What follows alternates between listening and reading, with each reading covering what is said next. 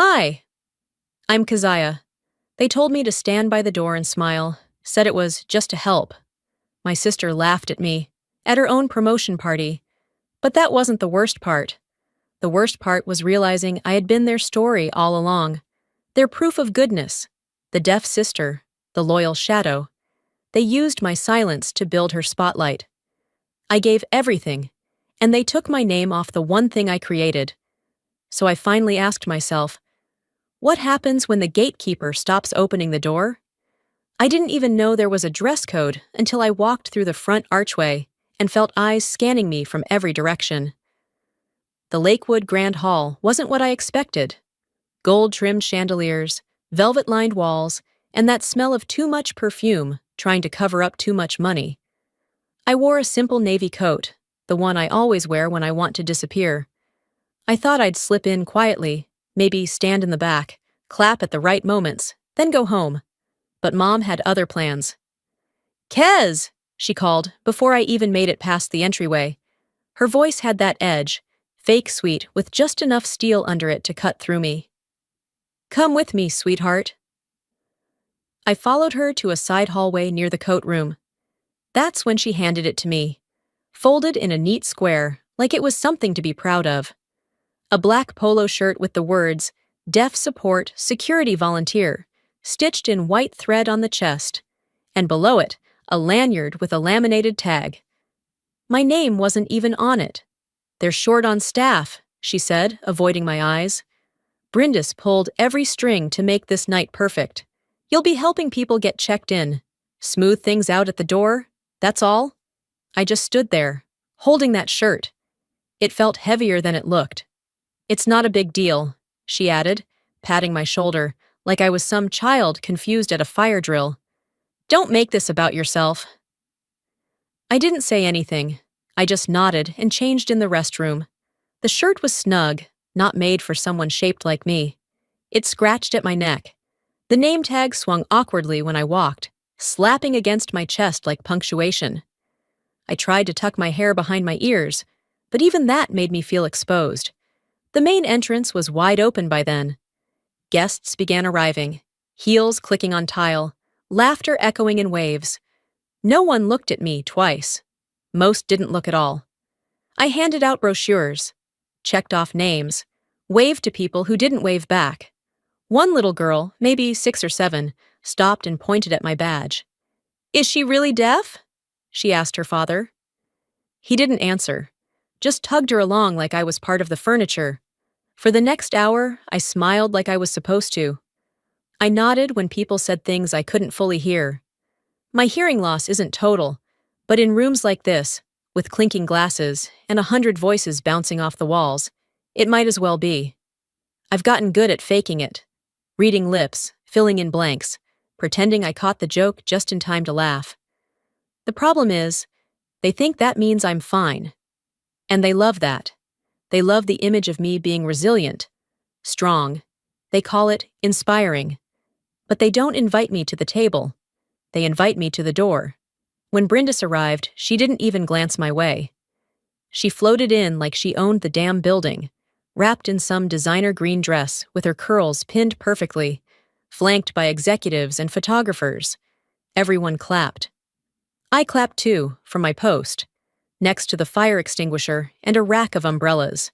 She passed within 3 feet of me. I half raised a hand, but stopped myself. She didn't look over. Of course she didn't. My chest felt tight, but not like sadness. More like a quiet knot, not pain, just compression. I kept doing my job. I kept doing what they asked. And somewhere in the quiet between "welcome" and "enjoy your evening," a memory knocked loose. Snow years ago. We were maybe 10 and 13, bundled up in winter coats in our old backyard.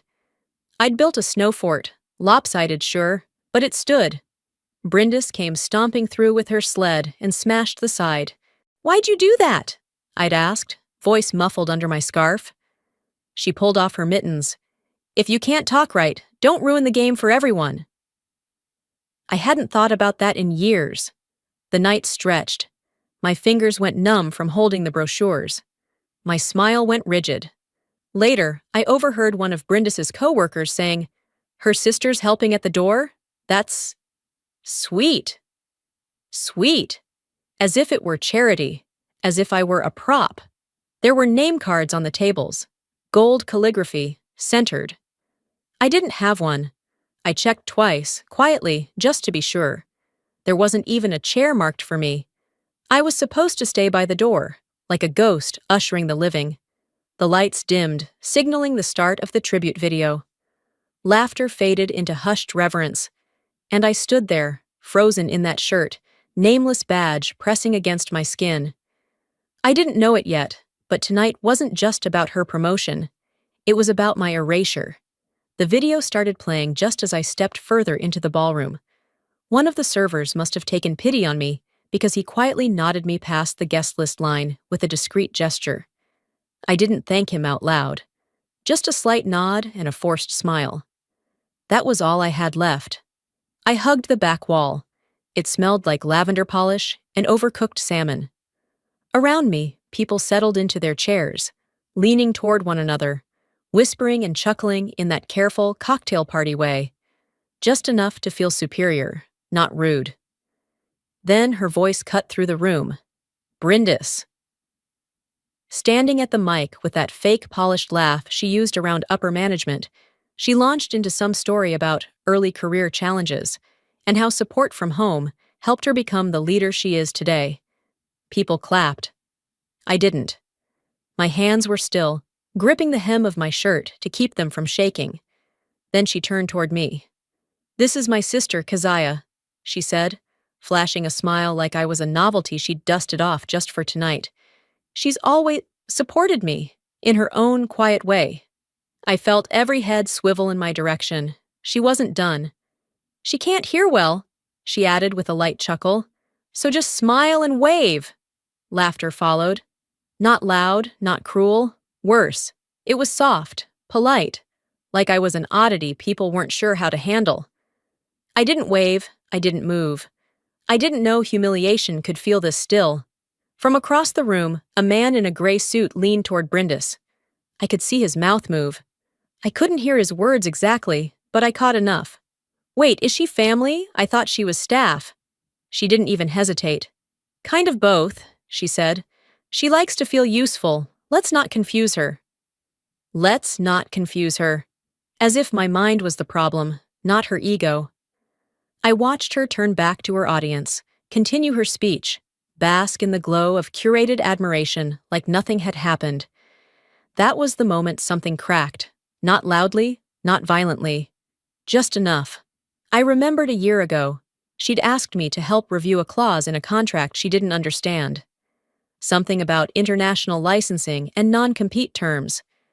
I spent 2 nights researching, checking legal references, making sure she didn't sign something she'd regret.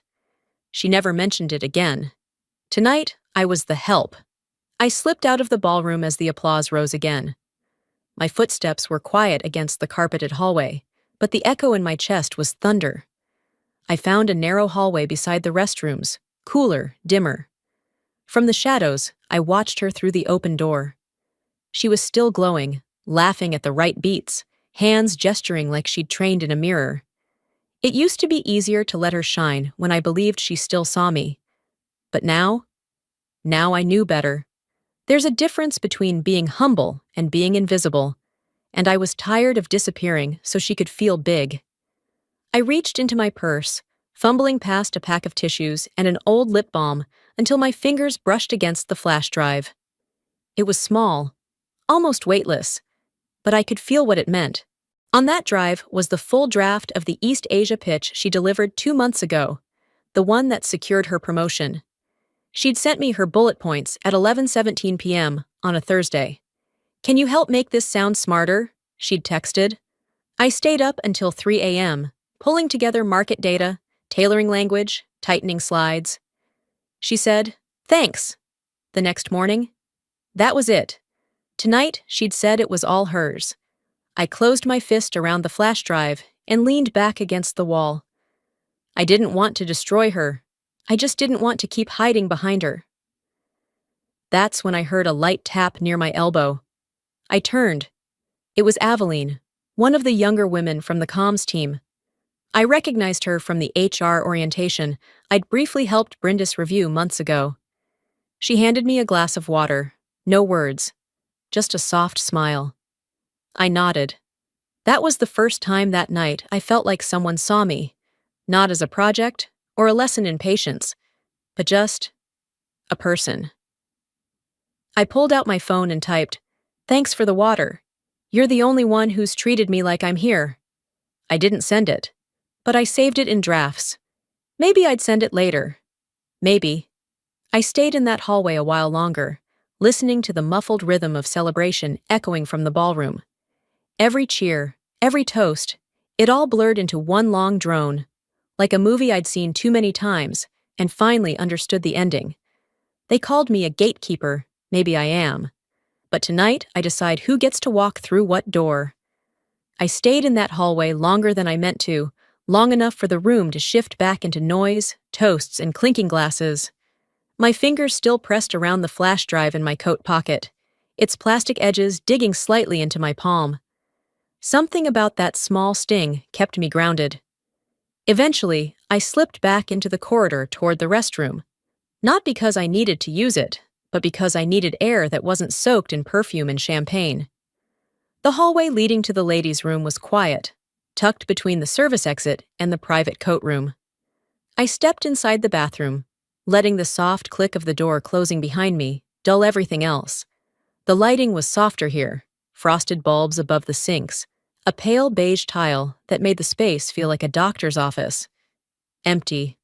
I took the stall at the end, sat down, not on the toilet, but just sat, arms folded across my chest, head against the divider. That's when I heard them come in. The door swung open with the rhythm of two familiar voices mid-conversation. I recognized them instantly. Brindis.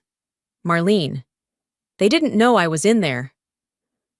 "I just hope she doesn't do something stupid," Brindis muttered. "God, I'm already getting enough sympathy comments tonight. I don't need people reminding me she's standing out there like some unpaid mascot."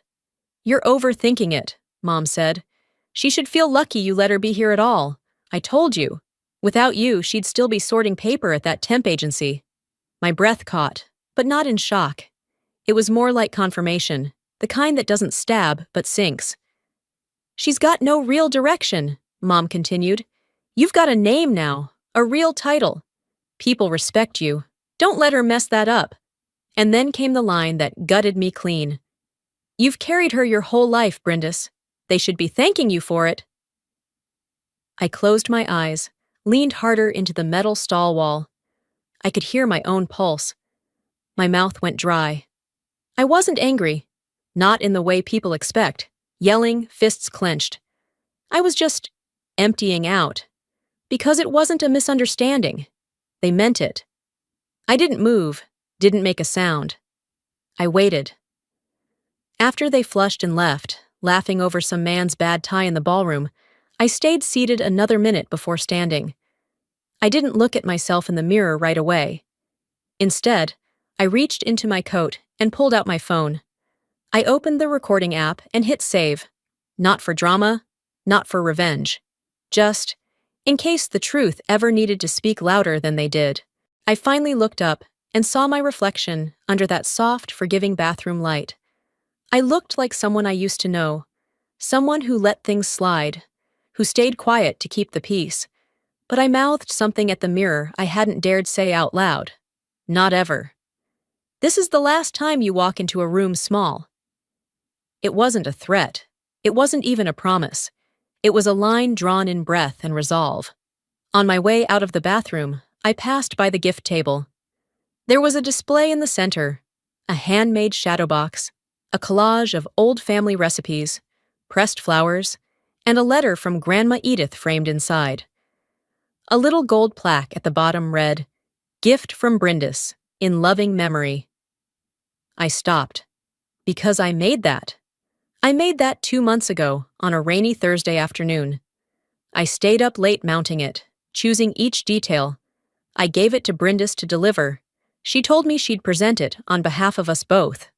Instead, she slapped her name on it. That's when something inside me rearranged.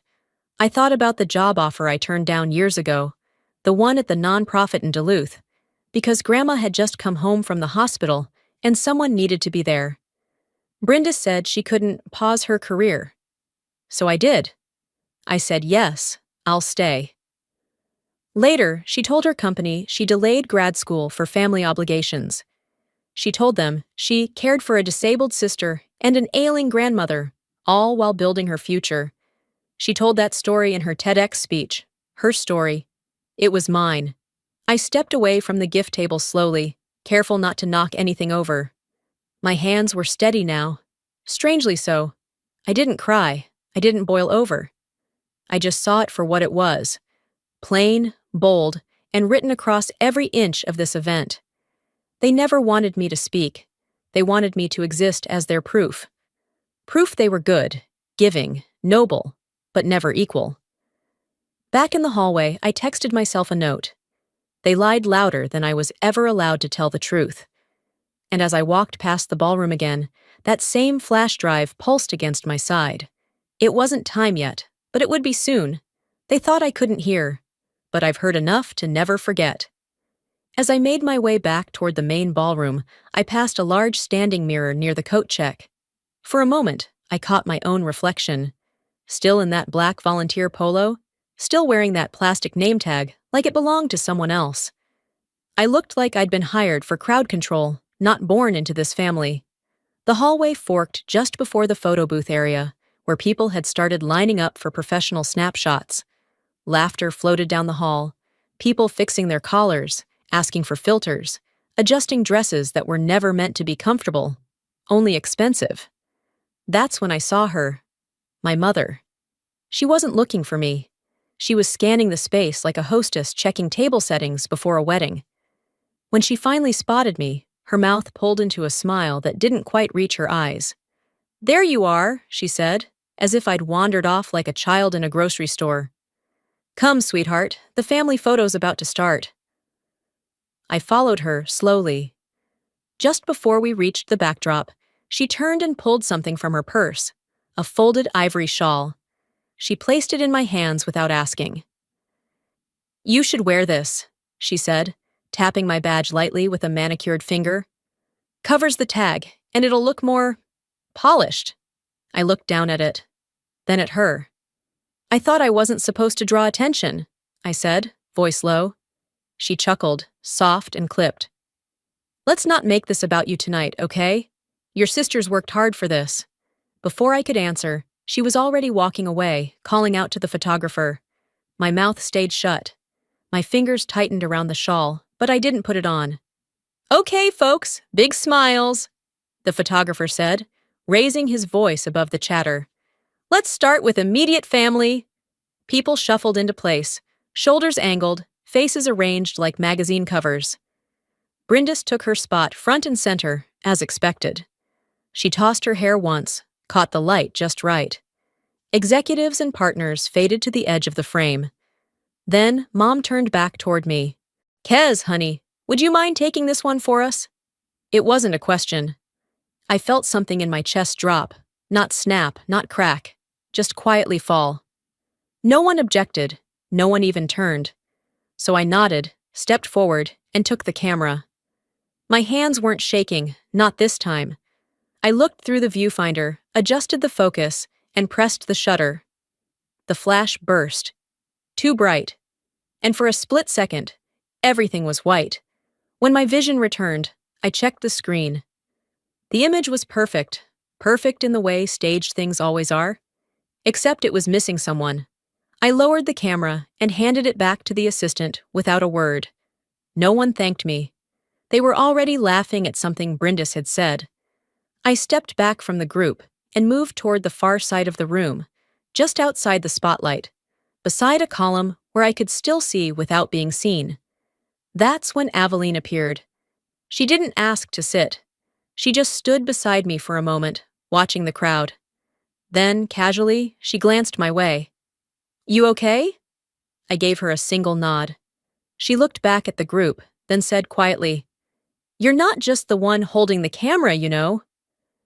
And before I could respond, she was gone again, swallowed by the party. I looked back at the crowd.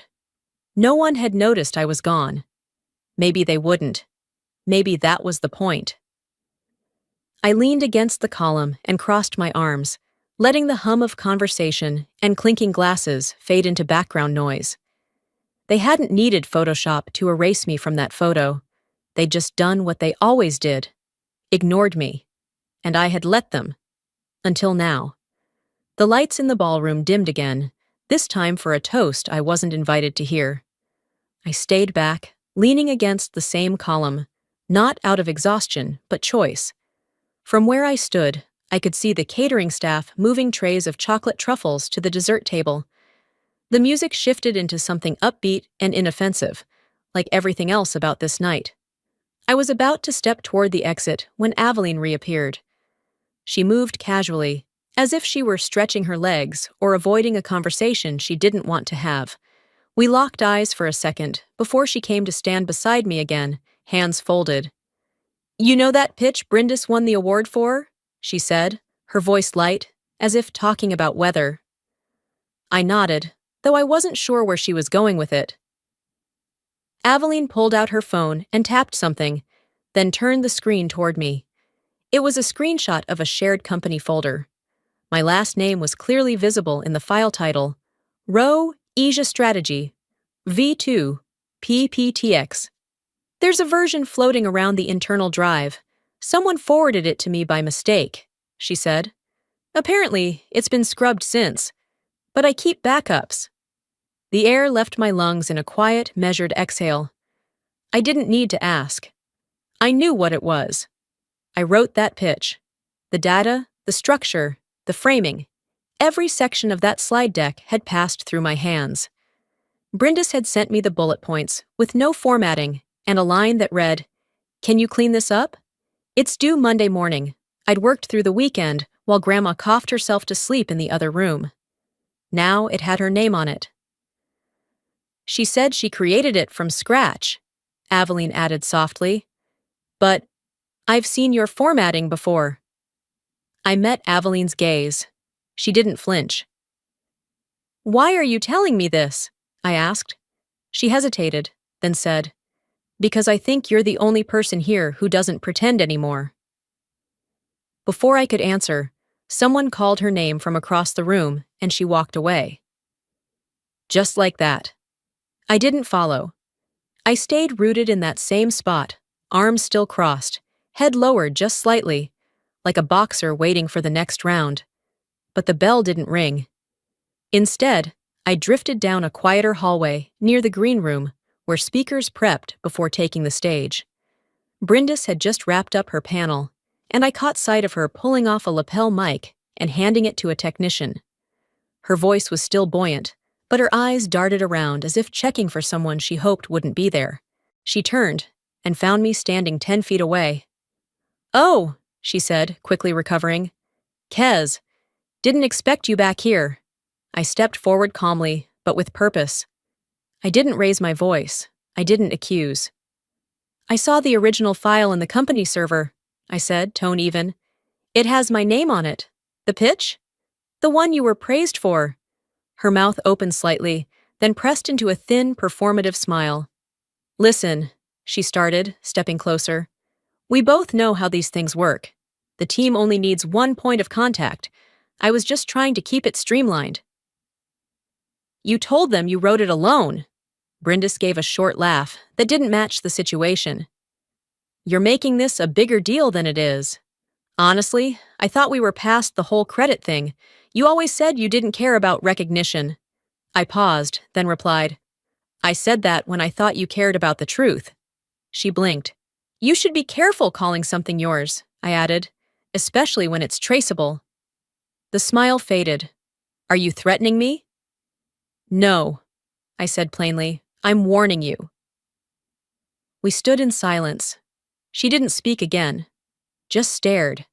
I walked away first. Back in the hallway, I caught a glimpse of Aveline. She must have seen us talking. A few minutes later, my phone buzzed. "Aveline, I think they see you now." That might scare them. I stared at the message, not because I doubted her, but because it felt like something shifted. Something irreversible. It wasn't rage that filled me. It wasn't even satisfaction. It was something quieter, more exact. They'd spent so long pretending I didn't matter, that I wasn't sharp enough to notice or bold enough to act. But tonight, I let them see just enough. It wasn't a threat. It was a preview. I didn't go back to the ballroom right away. I took the longer route down the corridor behind the catering station, the kind of back hallway only staff usually used. It smelled faintly of dishwasher soap and burnt coffee. Safe. Neutral. I needed that neutrality. Around the corner near the storage area, there was a side table where someone had stashed a stack of event programs, half-empty soda cans, and a silver bowl of wrapped mints. I set my purse down next to them and reached inside. The manila folder was still there, creased at the edges now, from hours of being carried around like some kind of amulet.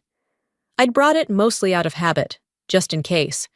I hadn't planned to use it, but now, that just in case felt like a certainty. I pulled it open and skimmed through its contents, even though I already knew every page by heart. The original email thread, the unedited draft of the East Asia pitch, the PowerPoint with the creation timestamps. Everything that proved the truth, not just about that one presentation, but about a pattern. A pattern of taking, renaming, and polishing my work until it looked like hers. I could have dropped it off at the front desk anonymously. I could have handed it to HR on Monday, but none of those options felt right anymore. I slid the folder back into my bag and walked toward the family display table, the one set up near the ballroom entrance with floral arrangements and framed photos. At the center was a shadow box, a delicate glass frame with our grandmother's handwriting, clipped recipes, even one of her old handkerchiefs stitched into the background. A gold card in front read, "Gift from Brindis, in loving memory."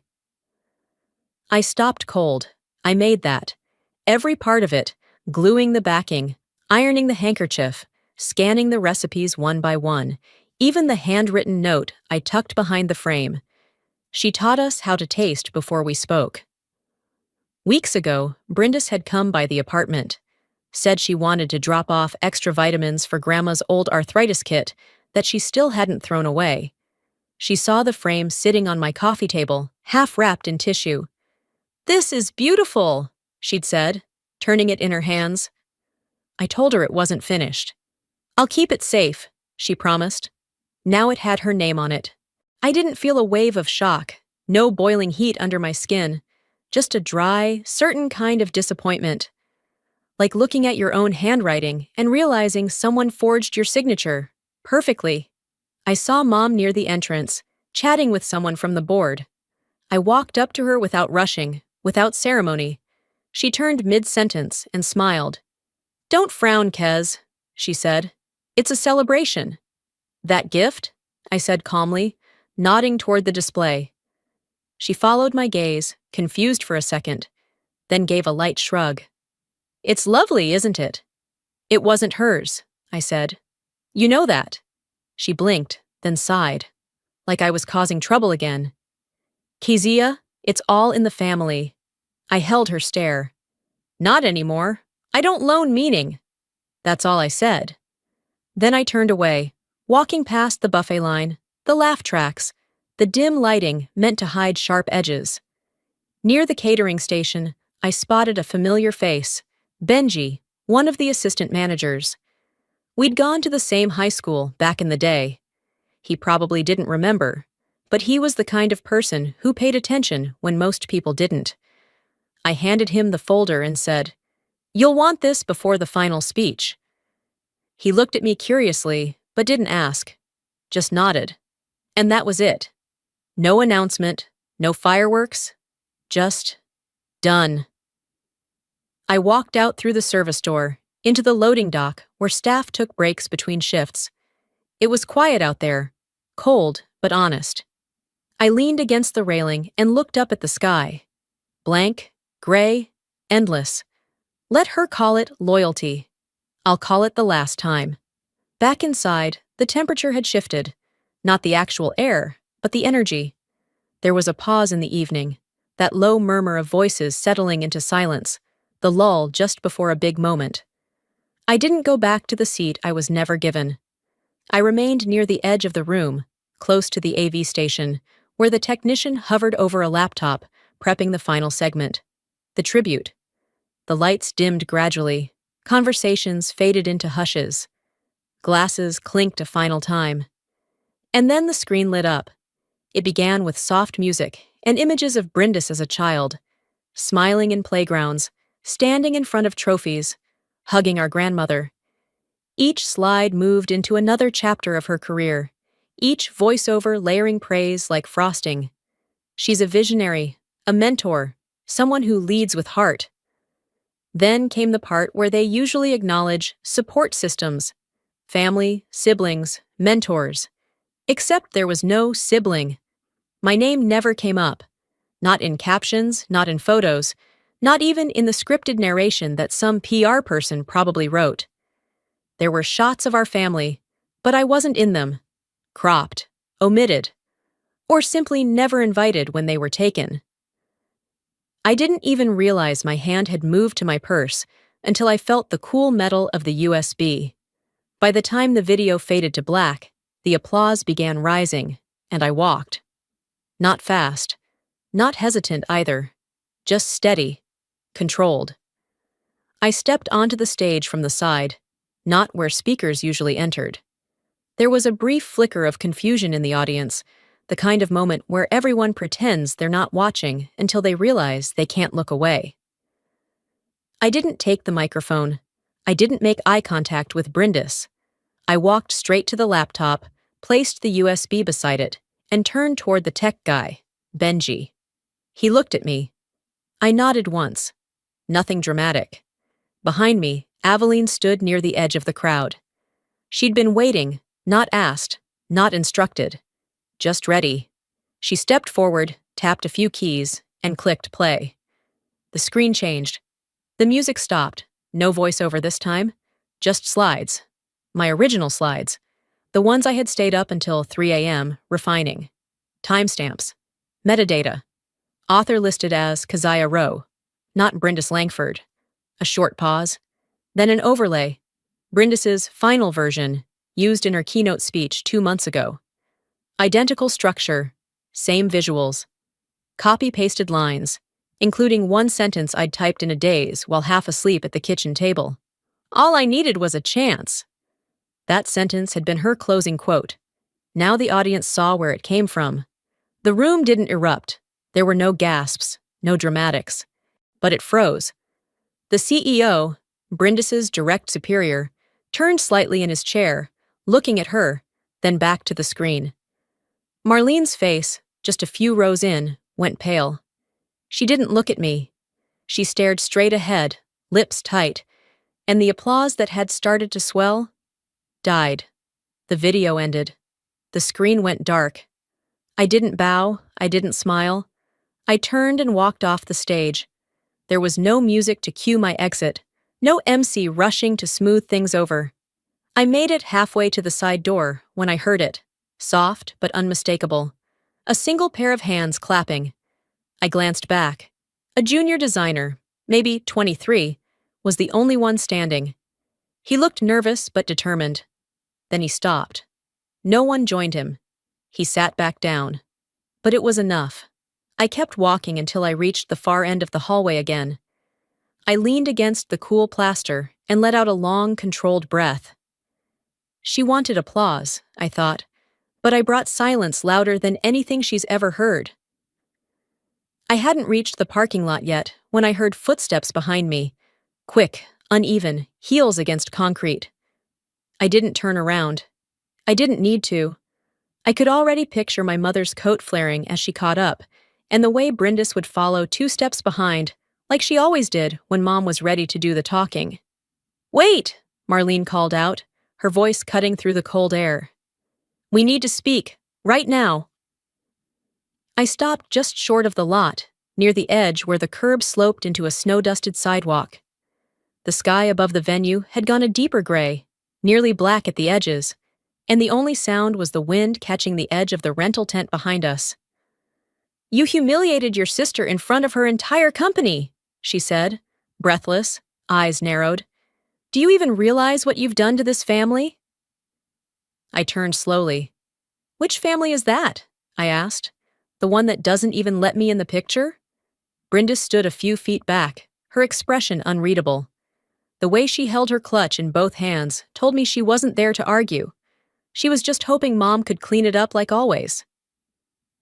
I should have known better, Marlene hissed, her voice tight with that special kind of disappointment she reserved just for me. Your sister has built a name, a reputation, and you drop a grenade in the middle of it because what? You weren't in a slideshow? I held her stare. You keep calling her reputation earned, but all she did was borrow everything that made mine invisible. Brenda stepped forward, finally finding her voice. You could have said something to me, privately. You don't do private, I replied, calm as still water. You do public praise and private theft. Her mouth opened, but I kept going. You've told people for years that you supported me, that you made space for me, but you didn't support me. You positioned me, just close enough to serve your image, just far enough to never threaten it. Brindis blinked, her expression faltering. That's not fair. No, I said. It's not. And you've benefited from that imbalance for a very long time. There was no yelling, no door slamming, just the hard, measured silence of someone who's already walked through fire and has no interest in going back inside the building. I turned to leave again. You're overreacting, Marlene called after me. You've always been too sensitive. This is why we didn't include you more. Everything becomes about you. I didn't look back. I didn't need to. On my way across the lot, I saw him, leaning against a car that looked too new for him, Dorian. We hadn't spoken in over a decade. High school classmates, almost somethings. We'd lost touch when my world closed in after graduation. He tilted his head as I passed, then straightened. Kazia? I paused. Yeah. His brows lifted, recognition settling in slowly. I didn't recognize you. Sorry, it's been years. I nodded, offering a smile that didn't quite reach my eyes. That's okay, I said. I'm still learning to recognize myself too. We stood there a second longer, both knowing this wasn't a beginning or an end, just a footnote. Then I kept walking. My car was cold, and the seatbelt buckle shocked my hand when I reached for it. I turned the ignition, letting the heater groan to life, and stared out at the windshield as it started to fog. No one followed me. No one knocked on the window, begged for a redo, or even asked if I was okay. And that silence was perfect. I pulled out my phone, thumb hovering over a blank message, then opened my drafts. Still there. The message I never sent to Aveline. Thank you for treating me like I was actually here. I hit send. Within seconds, 3 dots appeared. Her reply came quickly. Anytime. I stared at that single word, exhaled, and let my grip on the steering wheel loosen. It wasn't vindication. It wasn't victory. It was something better. This time, I left the party, but I didn't leave myself behind. The next morning came quietly. No dramatic sunlight through the windows, no sudden feeling of triumph. Just the gentle clink of my spoon against a chipped mug as I stirred instant coffee in my apartment. The kind of silence that's earned, not imposed. My phone buzzed once on the counter. The message preview read, FYI, check internal memo board, Aveline. I opened the company portal. There, buried between budget updates and holiday party thank yous, was a quiet correction issued by HR. Acknowledgement of an oversight in authorship regarding the Q3 international presentation. No names, no accusations. But it was enough. No scandal, no headlines. Just the truth. Tucked into a corner, quietly present. That was how change starts. Not with noise, but with something that refuses to stay buried. I sipped my coffee and walked over to the fridge. A photo was magneted to the top left corner, one from a family vacation to Michigan's Upper Peninsula. I was probably 13 in that picture. Everyone else was smiling on the dock. I was in the background, out of focus, half in the frame, half not. I used to keep it there as a reminder of where I came from, of what it meant to be included in the Langford household. Now it didn't sting. It just felt over. I didn't need to be in the picture anymore. Not theirs, anyway. Later that afternoon, I opened my inbox again. Buried beneath spam from online newsletters I forgot to unsubscribe from was a message with a subject line that read, "We'd still love to have you, Keziah." It was from a nonprofit I'd once interviewed with, years ago, back when I declined the role because Grandma had just started needing full-time help. They remembered my application, said they'd come across my writing recently, probably through one of the internal circles that Aveline's quiet memo had trickled into. They were opening the role again, and I was at the top of their list. I read the email twice, then closed my laptop without replying. Not because I wasn't interested, but because I wanted to sit with the feeling for a minute of being wanted for what I actually did, not who I supported. By early evening, I went for a walk. No real destination, just downtown, where the city was already dressed in string lights and cold wind. The sky hung low, heavy with unfallen snow, like it was waiting for permission. I passed a local gallery on 10th and Emerson. Its windows were steamy, the kind of fog that clung to glass from breath and bodies. Inside, people wandered among minimalist displays, light installations, abstract canvases. But one frame in the front window stopped me cold. It was empty. Beneath it, a small card read, "The one who was always there." I stood still for a full minute. Then I took out my phone and snapped a picture. Not for Instagram, not to send to anyone, just for me. Back home, I stood in the kitchen with my coat still on and typed a message to Aveline. "I'm not coming to Sunday dinners, but if you ever want a real one, let's plan something that matters." She replied within seconds. "Deal, you bring dessert." The microwave beeped behind me, the sound grounding. I hadn't cooked. I just reheated leftover soup from 2 nights ago. Still, it tasted different. Not better, just mine. Later, I opened my journal. It had been untouched for months, maybe longer. I wrote one line across the page, slowly. "This isn't revenge. This is reclamation." And beneath it, almost without thinking, "I don't need their frame. I've built my own." Sometimes the people who claim to love us the most are the ones who silence us first.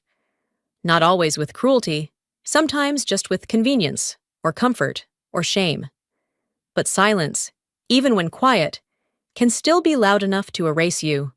I used to believe that if I stayed small, stayed useful, stayed out of the way, I'd eventually be invited in. But here's what I've learned. Being quiet to keep the peace isn't peace at all. It's postponement. And eventually, your truth will want to be heard, whether you whisper it or walk it to the front of a stage. To anyone watching who has ever felt invisible in your own family, like your value was measured only in what you could give, not who you are, I see you. And more importantly, I hope you start seeing yourself too. Now, I'd love to hear from you. Have you ever stepped out of a role that was assigned to you, but never truly fit you? Have you ever kept the peace so long you forgot what your voice even sounded like? Let me know in the comments below. If this story touched something in you, drop a 1 in the comments, or just tell me where you're watching from. I read everything, and I want to hear your voice. And hey, if you didn't like this story, I respect that too. Tell me why. Tell me what part didn't sit right. Let's make this a space where honesty is welcome. If this video meant something to you, please subscribe to the channel so you don't miss the next story. We have more real, human, and deeply personal journeys coming, and I'd love to have you walk with us. Thank you for listening.